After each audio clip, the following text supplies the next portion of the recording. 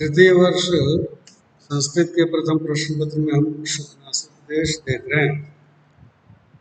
मंत्री शुकनास युवावस्था के दोष बताते हुए चंद्रापीड़ से कहते हैं,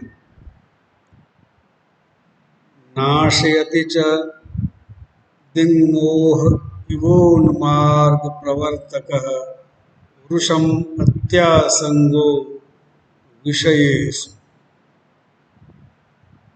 कल मैंने पिछले व्याख्यान में बताया था कि विषय क्या है। विषय वो है जो हमारी इंद्रियों को अपनी ओर आकृष्ट करते हैं, उन्हें हम विषय कहते हैं। भी उपसर्ग है और इसमें सी बंधनार्थक धातु है, भी उपसर्ग के साथ।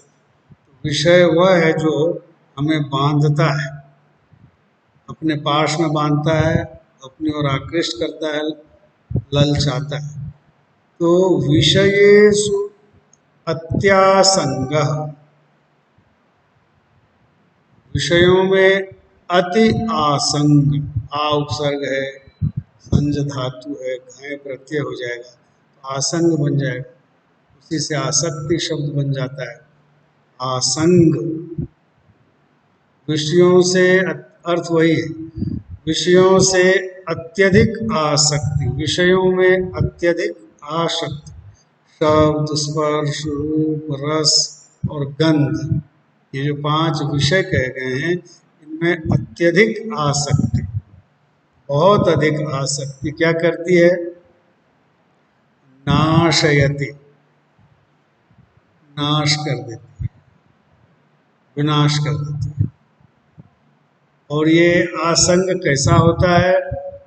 उन्मार्ग प्रवर्तकः, उन्मार्ग, कुमार्ग पर प्रवर्तित करने वाला होता है, मार्ग पर चलने के लिए प्रेरित कर देता है। ये विषयों में अत्यधिक आसंग, कुमार्ग पर, जो सन्मार्ग ऋषि मुनियों ने, गुरुओं ने नीति के ग्रंथों में बतलाए गए हैं, उन सन्मार्गों को छोड़कर पुरुष मार्गगामी हो जाता है। और ये उन्मार्ग पर प्रवर्तित कौन करता है? तो विषयों में अत्यधिक आसंग, विषयों में अत्यधिक आसक्ति उन्मार्ग प्रवर्तक है,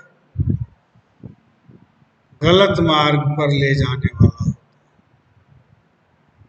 और तुलना किससे की?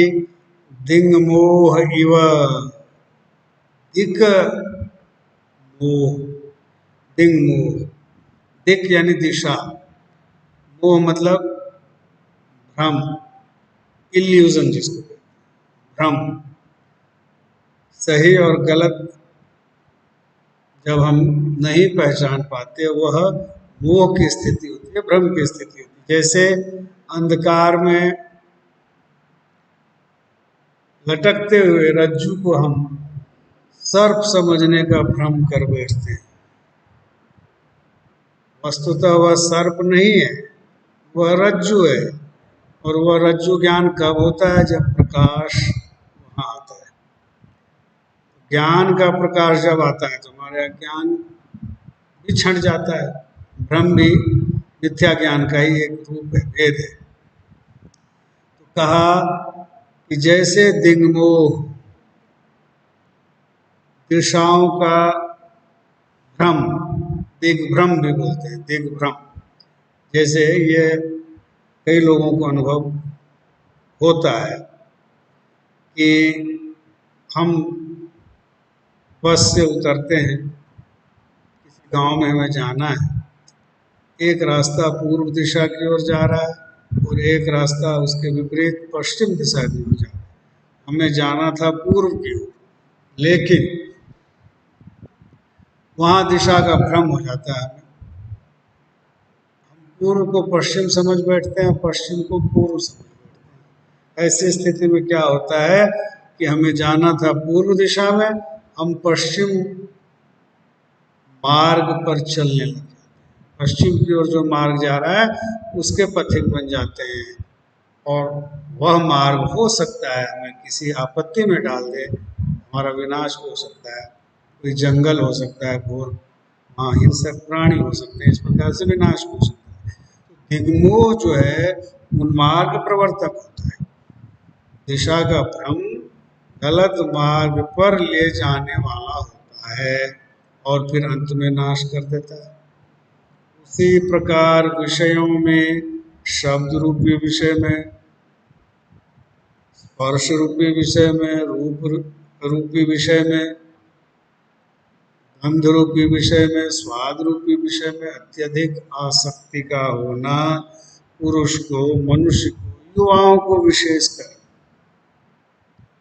उन्मार्गगामी बना देता है, गलत मार्ग पर चलने के लिए प्रेरित कर देता है और वह युवक या वह व्यक्ति विनाश को प्राप्त होता है। बहुत अच्छी पंक्ति है। नाशयति च दिग्मोह मार्ग प्रवर्तक विषयेषु अत्यासंगो पुरुषम। विषयों में अत्यासंग नहीं होना चाहिए। संसार में जीने के लिए संसारी जीव का सभी विषयों से सामना होता है, शब्द, स्पर्श, रूप, रस, गंध, लेकिन आवश्यकता अनुसार ही उनका सेवन करना चाहिए, ये बाणभट्ट कहना चाहता है। उनमें अगर अत्यधिक आसक्ति हो गई किसी भी विषय में, चाहे वो शब्द हो, स्पर्श हो, रूप हो, रस हो अथवा गंध हो, जैसे मान लीजिए रस, स्वाद, बहुत अधिक अगर आप स्वाद के पीछे भागते हैं, हमेशा स्वादिष्ट भोजन ही खाते हैं, हमेशा तेल और मसाले की चीज़ें ही खाते हैं, या हमेशा अत्यधिक मिठाई ही आप खाते हैं, निश्चित रूप से बीमार पड़ेंगे और उससे हमारा नाश हो सकता है। ये एक उदाहरण दिया। इसी प्रकार शब्द है, स्पर्श, रूप, रस, गंध, तो इनमें अत्यधिक आसक्ति होना वो विनाश का कारण, वो हमें गलत मार्ग पर। अत्यधिक बहुत सुस्वादु भोजन करना है, जेब में पैसे नहीं, लेकिन आसक्ति इतनी है कि उसके बिना खाना नहीं खाया जाता है, गलत मार्ग पर भी जा सकते हैं। कहीं पैसे किसी के चुराने पड़ सकते हैं, किसी से और गलत तरीके से पैसे लेकर के, क्योंकि भोजन चाहिए स्वादु, नाश वो गलत मार्ग है, और उस गलत मार्ग पर जाएंगे तो उसका परिणाम हमें नाश की तरफ ही ले जाएगा। इसलिए विषयों में अत्यधिक आसंग से बाणभट्ट हमें सावचेत करते, सावधान करते। फिर कहा कि देखिए इसका अर्थ क्या लिखेंगे, जिस प्रकार दिशा का भ्रम पथिक को भटकाकर गलत रास्ते पर पहुंचा देता है, उसी प्रकार विपरीत आचरण कराने वाली वनिता आदि, स्त्री रूप जिसको कहा था मैंने, वनिता आदि विषयों की वासना भी पुरुषों का पतन करवा देती है, नाश की ओर प्रेरित कर देती है। इसलिए कहा इन्होंने, अगली पंक्ति है, भवादृशा एव भवन्ति भाजनानि उपदेशानाम। भवादृशा एव, आप जैसे लोग ही, भवत सदृशा है, आप जैसे, भवादृश, भवत सदृश, आप जैसे युवा राजपुत्र, आप जैसे युवा जिनमें सर्वशक्तिमत्ता है, प्रतिम रूप है, जो वहाँ कहा था गर्भेश्वरत्व, जन्म से ही आप राजा के पुत्र हैं, तो ऐसी स्थिति में आप जैसे लोग ही भवादृशा एव भवन्ति, क्या होते हैं, उपदेशानाम भाजनानि, उपदेशों के भाजन अर्थात उपयुक्त पात्र होते हैं। आपको ही वस्तुतः उपदेश की आवश्यकता है, आप जैसे युवा ही, आप जैसे राजकुमार ही, आप जैसे शक्तिशाली, धनवान, रूपवान युवा ही इस प्रकार के उपदेशों के भाजन होते हैं, यानी पात्राणि भवन्ति। इसलिए आपको तो ये उपदेश सुनने ही चाहिए। क्यों? क्योंकि जो मैं आपको बताने जा रहा हूँ उसमें युवाओं के लिए ही उपदेश हैं, और ये आप उसके उचित मानते हैं।